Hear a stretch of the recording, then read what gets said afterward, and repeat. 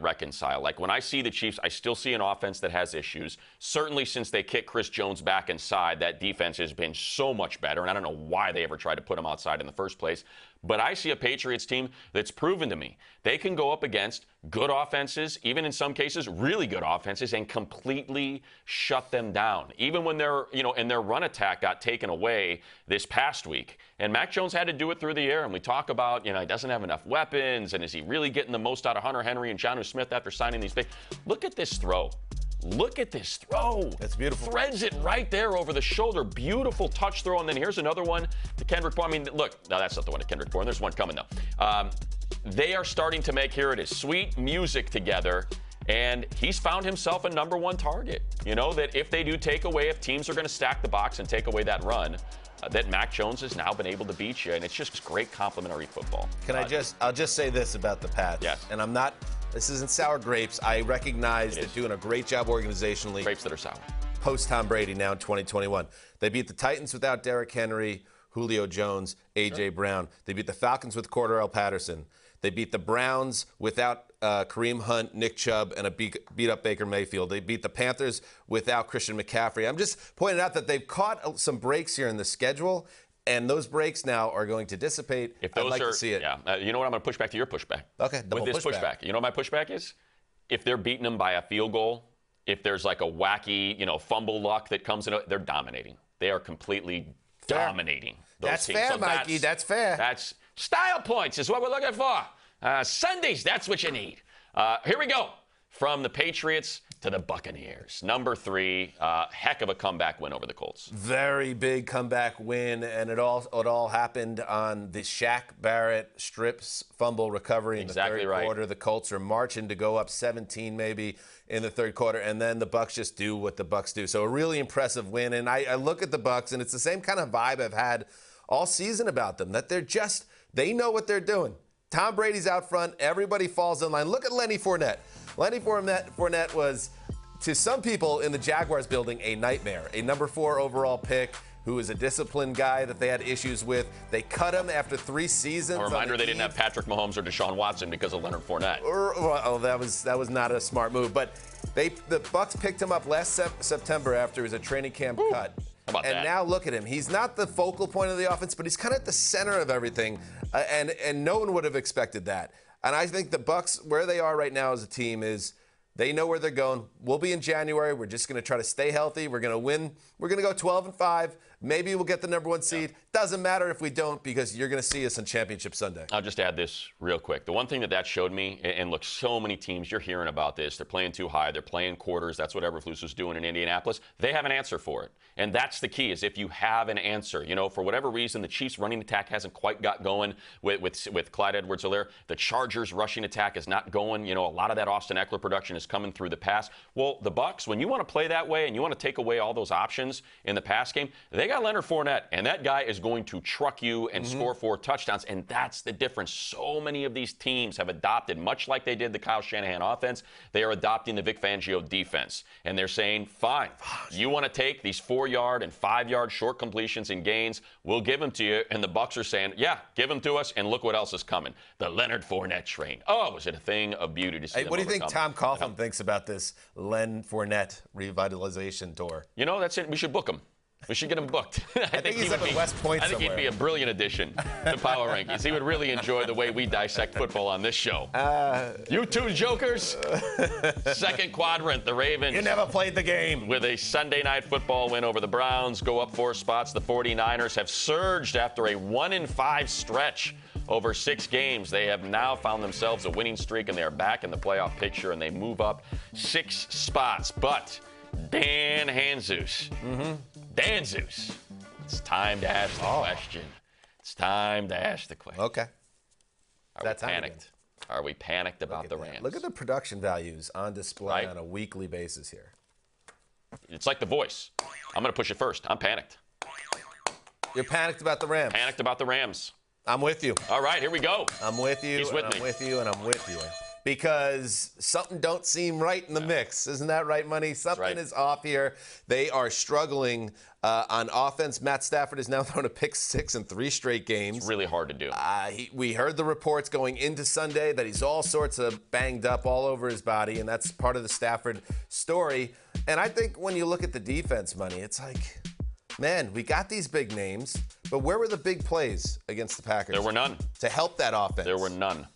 You know, and that's, look, I hate using the word because it's got such a negative connotation, and I don't mean it as, hey, this team is soft. That's not what I'm saying, but they just are not up to the task for a physical brand of football that they have faced in back-to-back weeks. It's not like they're not matching physicality with physicality, and there's no reason for them not to. I mean, this is an offense that's supposed to be built off of a running game, and the play, you know, the passing comes off of that run, and you're dominating teams like Kyle Shanahan has with those 49ers by punishing them with outside zone, and then you have a lot of pre-zone, you know, issues with all your movement and your motions and fly sweeps, and it gets the defense's mind twisted into a pretzel. We're not seeing that. They're just dropping Matt Stafford back, and now we hear, oh, is that bad? He's got a bad thumb, and I don't know if you noticed, but he's got a sleeve on now. There's something going on with that elbow, and don't forget about his back. And it's like, that doesn't fly. And I know Odell had a long touchdown in that game, but he also spent half the game rolling around holding his back, and he was essentially replacing Robert Woods, a tough, hard-nosed player, a great guy that knows the offense, great blocker. Cam Akers blew out his Achilles, of course. He was a perfect match for what they needed in that backfield.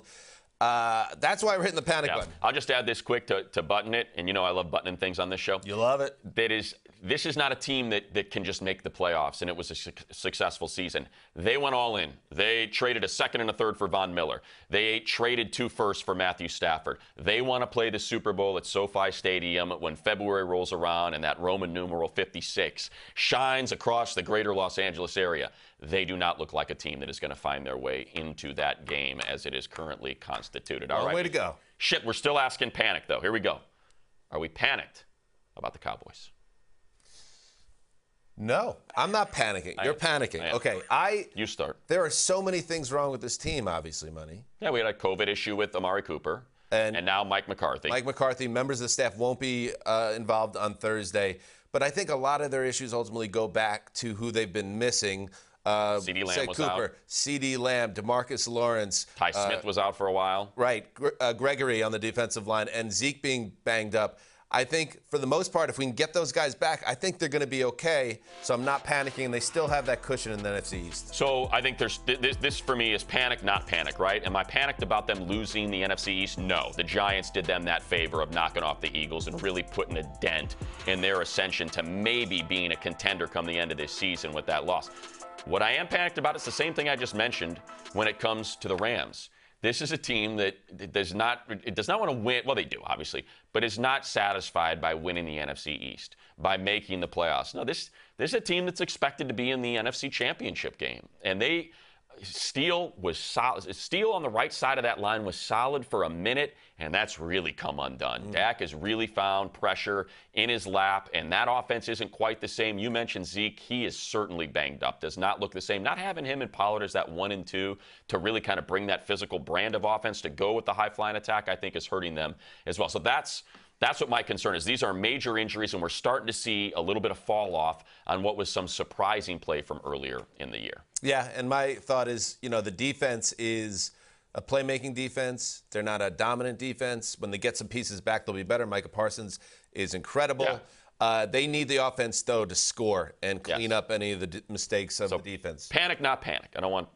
You know what I'm saying. No, that's a half measure. It's not really. You're either panicking or no. Look, am I panicked about... You bang the button. Am I panicked about the NFC East? No. You banged it. All right. Here is a look at that NFC playoff picture and whether or not you ought to be panicked. As it stands right now, look, you got Rams versus Cowboys in the wild card round. One of those teams is going to leave that game totally and utterly disappointed with their season. That's why I'm panicked right there. Okay, I see that. And I don't care if the game's on Saturday or Sunday. I'll be panicked either way. And again, it's a little more, the stakes are higher with the Rams because they've just traded away the top of their draft for 5 straight years. They need it. When we return, we activate our automaton to deliver analysis or takes, part human, part machine, and all sorts of aggressive. Are the Bills too high? Are they too low? Or are they just right? Cynthia Freeland checks in with her power rankings.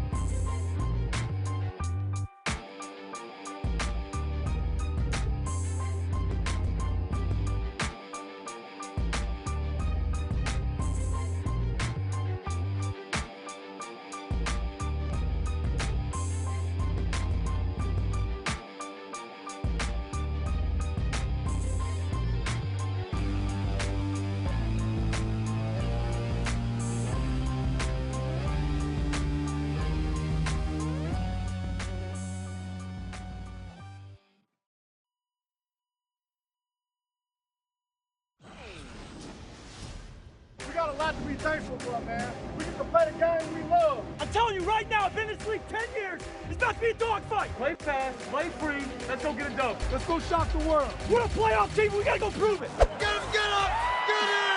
That's how we play defense in Green Bay, Wisconsin. Hey, keep it going now. We got to score every time we touch the ball. Keep eating them, fella. We just need one good drive, one play at a time. Look at that kid. I'm coming over here. Let's go. Yeah. Hell yeah. Yeah. Don't roll him, baby.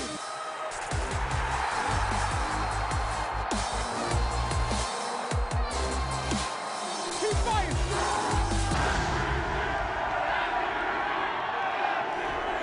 And back on Power Rankings, it is time for Power Moves presented by Energizer. She is our curator of calculus, the premier predictive analyst in all the land. And you get it at NFL.com/Freeland. It is Cynthia Freeland here to push back a little bit on DanHanzus' current post-Week 12 rankings. Cynthia, welcome. Where would you like to start? Well, I want to talk about where you have the Bills. I mean, they still have 2 matchups left with the Pats, the first one being Monday Night Football next week, and they're ranked below them? I'm a little confused here. Explain yourself how you can say that this offense, I understand we've seen them drop some games, but you don't think that at some level, like these safeties are going to trick Mac Jones, and you don't think that Josh Allen's going to have some, maybe an outside rush to be able to overcome this Pats defense? Because we've seen them be a little susceptible to the run. Listen, I got the Patriots at 5, the Bills at 6, with 2 matchups coming in 3 weeks. I'm leaving it open-ended, more or less. I can't just put them at a tie. That's kind of where I see him right now. I see him at the same level. I do want to see what Mac Jones can do against a defense like Buffalo. However, Tre'Davious White blowing out his knee is a terrible setback for Buffalo, and we have to see how they scheme up and change what they do in the back end. That's something I'm going to keep an eye on when these matchups play out. But these teams, I think, are very close right now in terms of where they're at, which is why they're 5 and 6. And Cynthia, I would just add, and I'm going to challenge you to dig into your machine and tell me that the highest rated unit that you would grade out per your Monte Carlo 10,000 simulations isn't the Pats defense. I would guess that their defense is probably considerably further ahead of the Bills offense, especially considering the hiccups they had against the Jags and the Colts. Like, to me, that's like the crux of this, right? Is what's the best unit on the field when these two teams are really good? And to me, that looks like the Patriots defense. However, my one backup to that would be that if the Bills can establish the run, then they have a bit of an edge and establish a run not with Josh Allen scrambling, but rather with maybe a Matt Breida or a Devin Singletary, not necessarily relying only on Josh Allen's legs. See, and now you're sharing with the Bills what they need to do, and they haven't done all year. And now you're asking them to do it against the best defense in the land. I see what you're doing here. All right, Bills, Patriots notwithstanding, where else would you like to go? I want to look at the Cleveland Browns for a second. Ugh. It's very hard when you have this many injuries and then you lose your right tackle to keep sustaining like this ranking that you have for them. They're a little bit too high here, especially without Jack Conklin. It'd be really hard to run the ball then. 16. They're right on the edge of either a playoff spot. I don't think this is a team that wins the division. Could they get the 7th spot? Yeah. So that's where they're hanging out. But this is a disappointment. And my general vibe watching the Browns right now, and Kareem Hunt Sr. now, or Kareem Hunt's father, follows Odell Beckham's dad in the proud lineage of taking out Baker Mayfield in public and saying this guy can't be the quarterback. I agree. I think you have to think long and hard now. And I know Stefanski dismissed it out of hand because he's loyal and doesn't want the heat that will come with the decision. But Case Keenum gives him a better chance to win. And I wonder how much longer he can ignore that reality. Well, Baker's banged up. There's no doubt. The one thing the Browns do have going for them is just how good the defense is. You know, now that the secondary is healthy, man, that is a great, again, I'm kind of repeating myself from the Patriots, right? It's such a good unit. And they can get you games like they did, forcing 4 turnovers against Baltimore. And as you just mentioned, offense just has got to be able to deliver. And the one thing about, like, Conklin going down, you mentioned this, Cynthia, the only thing I have with, like, using that to some degree as an excuse is the middle of their line is so good. It is so good that you ought to be able to be better. Like, Baker's just got to be better with how good those interior 3 are, those guards and center. And you should be able to deal with some outside pressure. And it's just been bad. Baker's hurt too, though. Baker's banged up too, and I'm going to have Art Freeland start trolling you, DanHanzus, because Art Freeland could potentially, look at your rankings and be like, I don't know about this, sir. Hey, I don't mess with Artie Freeland in any spot. Before we say goodbye, Cynthia, the number 13 spot on the power rankings is kind of a mystery spot. It's when I'm not sure what to make of a team. I stick with 13 and I move on with my life. I got the Colts there because I was all in on the idea that they were about to make a real move to superpower status. Then they stubbed their toe, blow that game against the Bucs. Where do you see them? Two-part question. A, where does the machine see them at this point in the game? A big-time contender or a hot team that's cooled off? And B, do you ever get concerned that you put too much info in the machine and it can become sentient and maybe take over the world? Number one, I have the Colts, and the machine has the Colts being in the playoffs, and I had that ahead of last week, even with the loss to the Bucs. So anticipating a loss to the Bucs, I still think Colts are an up-and-coming team. I like 13. It's week 13. I think it's their time to shine. It's going to be the turning point for them. And, of course, I worry about the machine coming and killing me. I was asleep in the same bedroom that the machine is located in. It could kill me in my sleep. I think you said something that was key there, and you always say something that's key. Well, a machine going to kill her in her bed. Yeah, that's the key. That's the key. Well, that's the lead. Again, that is an aside. Not necessarily as important to this particular conversation. You hit it on the head, Cynthia. The Colts look like a playoff team, but they don't look like a team that can win a playoff game because they blow these big leads to really good teams, and that to me says, yeah, you're good enough to take advantage of lesser competition. The problem is when you face better competition, you tend to, it turns into the carriage turns into a pumpkin. Yeah, it's kind of what happens there. What is that, like 11 o'clock or 10:30 p.m. or something, the pumpkin shows up? Is that how it goes? I think so. And I just thought of an idea, Cynthia. If you're worried about the machine coming to get you, you got to build a second machine that protects you from the first machine. It could turn into a Mickey Mouse Fantasia with the brooms situation, but I would just say it's worth the gamble. Get a second machine. The machines aren't going to coordinate. The machine's got nothing the machine can't relate to Cynthia. The machine can relate to the other machine, though. And next thing you know, they're teaming up. And now they take over the world. And they're reproducing and everything. And it's a complete disaster. That's when you make the third machine. The last thing you need. Here we go. Ranking 17 through 24. Thank you, Cynthia. Raiders up 5 spots. Dolphins up 6 spots. Look at this. This is the big mover quadrant. Broncos up 4 after a division win. That's an exciting. You're in. Exciting quadrant. Look at all the big risers there. When we return, we use the veteran experience and football acumen of DC and Mooch. Deep dive into the AFC North. Ravens got a win, but it was ugly. Steelers, are they done? And might the Bengals be a burgeoning AFC beast? Find out next.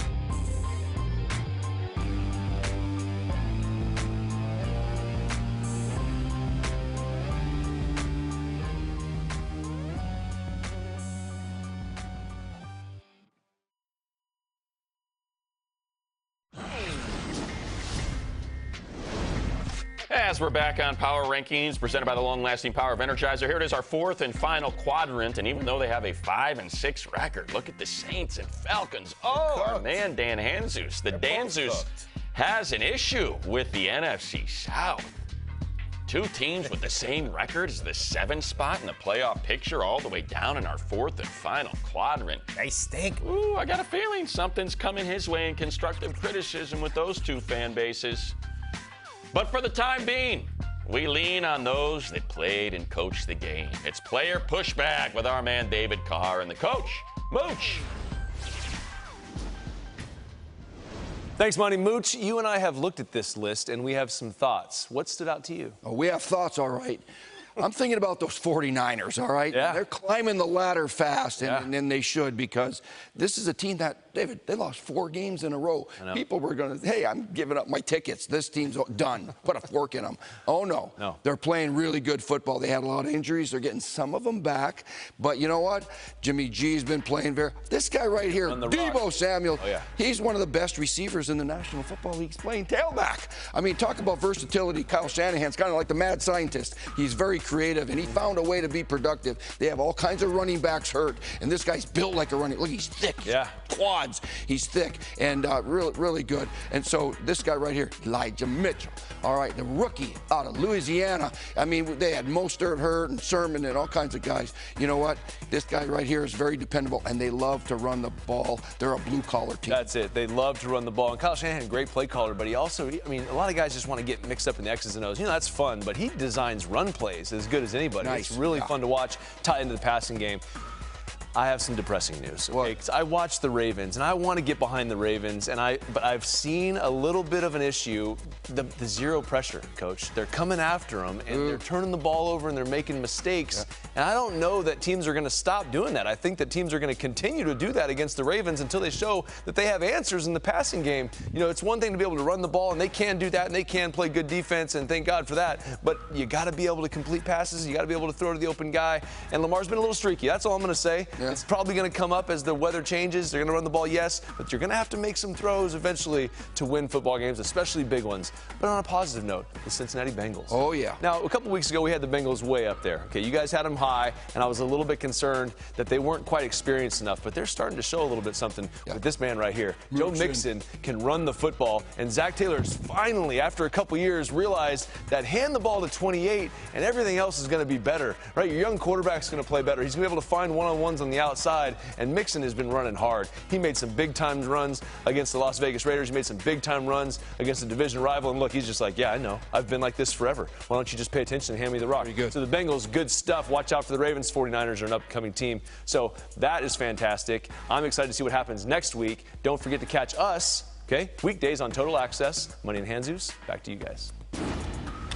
All right, thank you, David. Thank you, Mooch. Certainly interesting that we're focusing on 3 teams in the same division, one that we said over the course of the season might be the best in all of football, stacked from top to bottom. But let's start with those Ravens. They're the number 1 seed in the AFC East. Your power rankings do not reflect that, as they are the number 9 team. Just kind of your thoughts about where they stand and why you have them so low. I had it 13 last week, and Ravens fans were fired up, and I thought about it. I reflected upon it. They got a bye right now in the playoffs. Yeah, I thought that was a little too far back, so I bumped them into the top 10, and I did it because on Sunday night, to win a game where Lamar melts down, and let's face it, throwing 3 interceptions in 1 quarter, and then throwing a 4th interception in the second half, finding a way to win, and I know Cleveland's all messed up right now, that just showed me something, and it kind of goes back to this general idea about the Ravens, that with their coaching staff and their kicker and their playoff bona fides, the fact that they've been here before, it always seems to come out, and you saw how the Browns weren't ready for that game the way the Ravens were. So, to me, there's just too much. There's too much luck involved in all these wins. The win over the Lions, a 66-yard field goal. The win over the Vikings they just had. How do the Bears, let that thing slip away when they have that thing won? You force 4 turnovers if you're the Browns and you get 3 points off of 4 turnovers. Now, I know part of that is in effect because of the defense and how well it can play, but man, I still have such a big issue in that secondary, and I can't for the life of me, and I know they said it on the broadcast Sunday night, figure out why teams are attacking Humphrey when they can attack Averett on the other side. I can't sort through it. Like, to me, just eyeball test, Devontae Freeman he looks like he's old, and he should be a depth piece, not a feature back. So that's my issue with his team. Is I feel like there have been so many things that have gone their way. Now, at the same time, they've built up win equity. They got 8 wins. They got the Steelers twice on their schedule. They get the Browns at home after winning in Cleveland on Sunday night. So, it's set up for them to win 11 games. They know how to close. They really do. Yeah, I guess it helps when you got a guy that can boot 66-yard field goals. Let's go to a team that I am much more excited to discuss, and that's the Bengals. I think this is one of the great stories in the NFL, not just because it's the Bengals and they're emerging, from what typically is the cellar, but it's just a fun team to watch play football right now, and the way they're going at it, facets of the offense, running and throwing the ball now with Joe Mixon really emerging. Yeah, and I'll do a little pushback, even though David Carr's not with us right now. He said Zach Taylor finally realized, just give it to Joe Mixon. Man, Joe Mixon had 300 touches in 2019. Last year he was injured. He missed 10 games. And now he's healthy, and he's showing you when Joe Mixon's healthy, they do give him the ball, and he can run that offense. And it's so much better for Joe Burrow to not have it all on his shoulders. You see that. And even with, Jamar Chase, who had that incredible September into October, he's cooled off. But because you have Mixon there to carry the load, I mean, they're just a fun team to watch and a real wild card in this AFC. Yeah, and you know what? I'm just going to kind of stick up for David because he's not here, and I think it's because we've seen... I wasn't bullying. Oh, no, you took a shot at him, and I won't stand for it. I got your back, David, right here. I think what he's talking about is the rush totals in these last couple games. You're talking about a Joe Mixon who was getting 12, 13, 15 carries, and now he's getting 25, 28, because the O-line is not that good. That's still the one issue with these Bengals is pass protection. It's a little leaky. It's a little leaky up and down that line, and I think when you can force teams to stack the box, because, look, you said it, Mixon's a physical runner. Like, he is not – that dude is a full 230 pounds, and he is a nightmare to bring down, so you better make sure you get some safety help up front, and that's what's going to open up the passing game. Now you think David Carr is going to invite you over his house for dinner and some wine? You heard the way I talk about Derek? No chance. Absolutely no chance. Here's your AFC playoff picture. We mentioned, even though they're ranked number 9 in power rankings, the Ravens currently have the 1 seed and a bye. And despite all of their struggles, the Chargers win, lose, well, alternating over 5 games. They are still that 7th spot in the wild card chase. All right, let's shift to the NFC and get a look at these 49ers, who have been awfully impressive these last couple of weeks, Dan. Yeah, and like the Cincinnati team in the AFC, the Niners remind you it's a long season. Yeah. And sometimes we're quick to write a team off, and it seems like they'll never win again. The Rams are another example. I feel like the Rams are never going to win again. Not so long ago, it felt like San Francisco was on a train to 3-14 and complete disaster. But guess what? They figured it out. And Elijah Mitchell has been a really important part of their offense. He's playing with a steel pin in his middle finger. You wouldn't know it. The defense is making plays. Garoppolo is staying out of trouble. The one caveat here, Money. Deebo Samuel. They call it a caveat. Caveat? It's a caveat. No, that's Midwest. A caveat. Deebo Samuel. Now I've derailed your point. With the groin strain, he's going to miss 1 to 2 weeks, they say. But you don't know what version of Deebo comes back. He's had issues with soft tissue injuries. He has made that team go this season. Yeah, Brandon Ayuk was drafted to play a very similar role. I think he's been a little bit disappointed, but he's starting to emerge a little bit. So I would expect them to plug him into that Deebo role. This is the one thing I'll say. And finally, thanks to our crack staff, I'm going to acknowledge their remaining schedule right here between us for you to see and digest. And they're a physical team. That's the key. We said it earlier in the show. I'm going to say it again. Physical football plays in December. Attrition. Teams are down defensive linemen. They're down offensive linemen. Well, guess what? Here comes this rush attack. Here comes Nick Bosa. Here comes Eric Armstead punching you right in the mouth. It's not fun to play a team that plays this style of football in December. I see 10-7, and that will play. That will get you into January And guess what? You get in January football with that style. Look out, the 49ers, a team to be reckoned with after this guy was calling out Kyle Shanahan. Like, yeah, what are we doing here with this guy? Everybody's trying to celebrate him. That was fun. And here we are. Up next. Smarty pants. You're a fan, we get boy. it. You got hope. There's 6 games left, but things are looking bleak for the black and yellow. Take your shots while you can. That's right. That's what I do.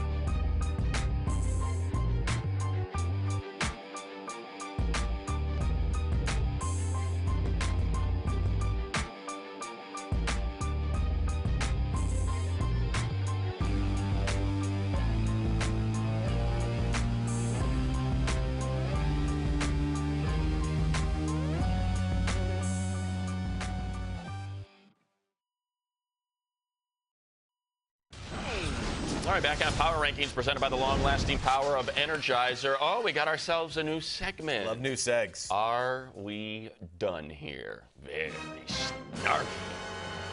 Are we done here? You ready? Yeah, let's do it. Are we done here? Seahawks. Oh, so we're starting with an easy one. A little layup just to get loose in the seg. Exactly. Obviously, you want the bunnies. They have to win out to really have a chance. And who says they're even going to win one? They're a bad team. They're a broken offense. And the only real question, Money, is what happens in the offseason.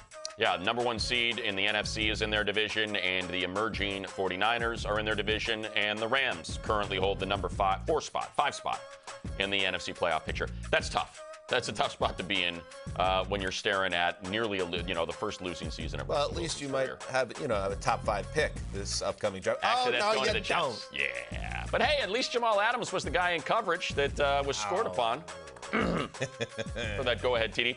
All right, are we done here? A little bit tougher here, Dan. Okay, let's. Steelers. Well, define are we done here? No chance of making the playoffs. No, we're not done here. What? Because the AFC. What fun is this segment? Yeah, we're not done here. I say the Steelers still have a pulse. They still have a schedule that they can, I think, get to. What are they, 5-5-1? Yeah, could they get to 9 wins? I think they can. So I'm not ruling them out. But is this a Super Bowl team? Oh, they're done. If you're talking about. No, I'm talking about making the playoffs. Yeah, they're not. Here's my issue. Coming out of that Sunday night football game, all these people were like, "Big Ben is back. Look at all these yards." They had scoring drives of 3 yards, 7 yards, and 11 yards That's a because of the turnovers. Nobody was saying he was back. No, I'm not kidding. They absolutely were. They're like, Big Ben coming off his best performance of the year. He's back. It's like, did you not watch those ducks he was throwing up there? Pardon the pun. It's a little bit of a pun. Is Duck still there? Duck Hodges no longer in the building. What is this? I'm not going to read this. What do you call? You trying to sneak something by me? What do we got? It says, "Are we done here?" Chargers. I must ask you that. The team of which I am in their employ. Chargers, cashing them checks, Matt Money Smith, but can you be honest and admit that team is annoying? Well, they alternate wins and losses. Are we done? No, because they have proven they can win tight games, that the offense can be explosive. I'll say this last week, number 1, they never play well in Denver. For whatever reason. Number 2, Vic Fangio versus Brandon Staley, mentor versus mentee. Certainly Fangio, said, hey, I taught him everything he knows, but I didn't teach him everything I know. It was kind of what was in play there. So they have a huge game in Cincinnati this week, and a team that looks like they're playing much better football than they are. They were down both starting guards, and man, was Herbert pressured up the middle on every single snap. That's why the running game didn't go, and it's why he was under duress. But, they won the time of possession game. They moved the ball effectively. They just had inopportune execution. So I don't think they're done yet. I think they're still plenty capable of winning 10, 11 games. Do you question the depth of the team? Yes. How they've been unable to feel like plug-and-play guys. Secondary and O-line. When Asante Samuel Jr. went down and Tavon Campbell came in, immediately became Waldo. Teams started attacking him and getting big plays at that spot, so you got depth issues there. On the offensive line, I mentioned you lose Ode Abushi for the year, and Michael Schofield gets plugged in. Now you got the whole right side of that line, and now your left guard goes down, and that was the strength, was Filer, Rashawn Slater, Lindsey. They could run behind that. That's where he would roll. He would roll away from it to get some extra time to pass. And, when you have a backup guard in there and Senio Kelemete, it got ugly in a hurry. If they got hot and won a Super Bowl, do you get a ring? I think so, because I'm an employee. Because technically, I am a Chargers employee. Now, I worked for the Lakers when they won a championship, and I did not get a ring. They offered me the opportunity to purchase the ring. Oh, to which I said, no, Lakers. I'm not going to do that. I've got tiny hands. I'm not even going to wear the That's a bad job by you, Jerry Buss. That's right. All right, help out the people that help you. When we return, you will be our co-pilot. Your thoughts on Dr. DanHanzus' declaration about your favorite football franchise, like this guy. Oh, Patty. We here now. It's Patty. Oh, boy. Jeff's up to 29. I'm getting a nosebleed here. We're here now.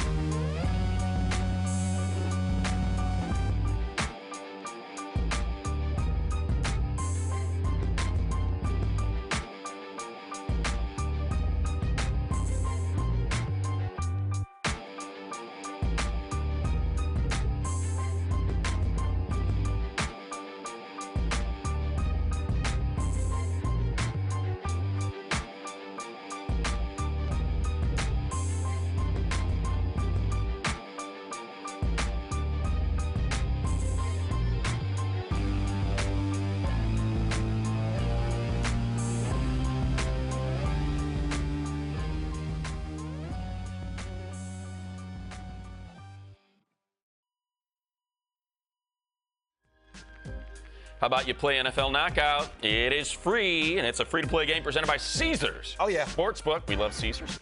Answer 15 questions about the Ravens-Steelers game to win exclusive prizes that include a VIP package to this year's Super Bowl 56 in Los Angeles, just across the street from where we sit right now.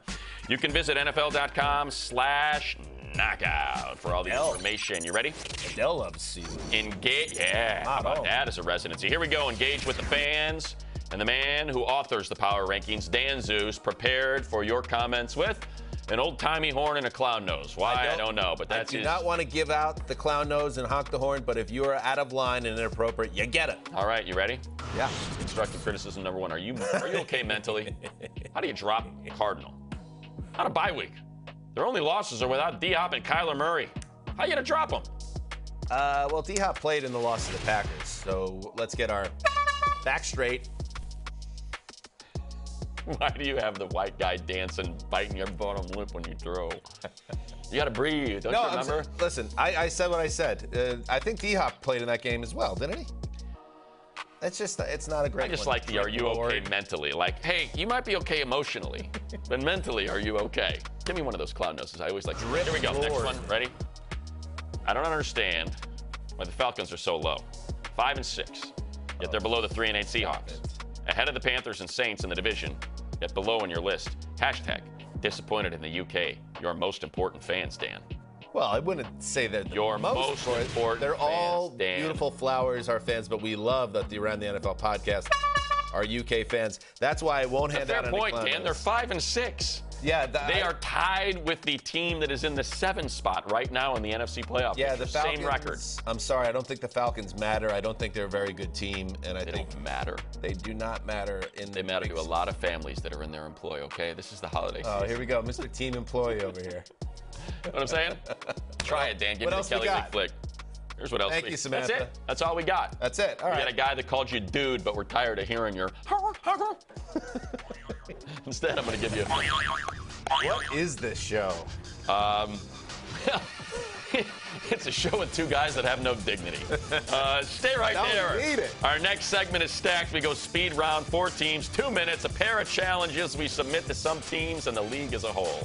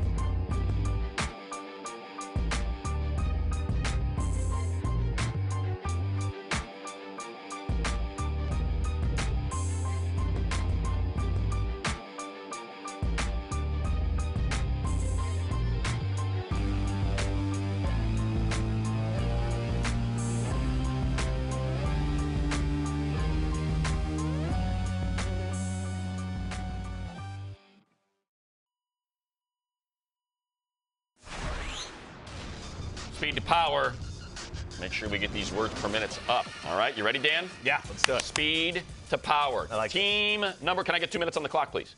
Team number 1, Carolina Panthers. Oh, man, it just goes to show you how quickly things can change. They went into Sunday with a Cam Newton that was playing well and juice in the organization with him there, with Christian McCaffrey, the best all-around back in the league, with a defense that we believed could carry them into the playoffs. Everything went up in smoke, and now the Panthers are an afterthought. Stick a fork in them. They're done. How about the Miami Dolphins, a team going the other direction? How about this, by the way? This is a Dolphins squad built on defense. They were built on defense last year. They are again over their last win. Their wins on this streak. You ready for this? They have allowed 9, 10, 17, and 10 points. Tua just logged his 16th start, and he's got respectable numbers after all the incoming he took. Look at this. 3,500 yards, 21 touchdowns, and a 94.7 passer rating. Love what the Dolphins are doing. Here we go. Team number 3, speed to power, Raiders. What a huge win for the Raiders, money. Season saving. Season saving. They were going down the tubes. Everyone had counted them out. I kind of counted it out, to be honest. And then what did they do? Their offense came back to life, and I thought Deshaun Jackson's presence made a big difference. With Henry Ruggs gone, you need that big-time guy that can rip the top off the defense. Darren Waller's out a couple weeks. That's an issue. Sure. But they're an interesting team to track in December. Raiders fans have something to look at. Finally, the Washington football team. Yeah, well, look, these two teams are going to play each other, right? So, it's going to be interesting to see which one of them emerges, because as it stands right now, the Raiders are tied with the 7 seed in the AFC. The Washington team is the 7 seed with a 5-6 record. So this is going to be a big head-to-head coming up on the 5th of December. Now, my one issue with the Washington football team is that defensive line has not been as dominant, particularly on the edges, but at least the middle's starting to get that push that we expect from Payne and Allen. So I really like their chances of sneaking in again. Nailed it. Nailed it. All right, how about challenge flags? Oh, there we go. As we get a look at our power rankings matchups this week. I like this. Pats, Bills, Broncos, Chiefs, Chargers, Bengals. You got an issue with that Broncos-Chiefs contest, right? Do I have an issue with it? Well, you have a challenge you would like to submit. What do we got? It's a challenge. I throw the challenge flag. I'll be at that Cincinnati game. Here we go. I throw the challenge flag. I challenge the Broncos to go and beat the Chiefs and turn the AFC West upside down. Imagine the anarchy if the Chiefs lay another egg in a big spot there. I will challenge quickly. Let's get PI. Let's get better PI calls, please. Can we stop getting 3rd and 18s and throwing flags that give teams first downs, spot fouls? James Harden. 15 yards and an automatic first down. Thanks for watching Power Rankings.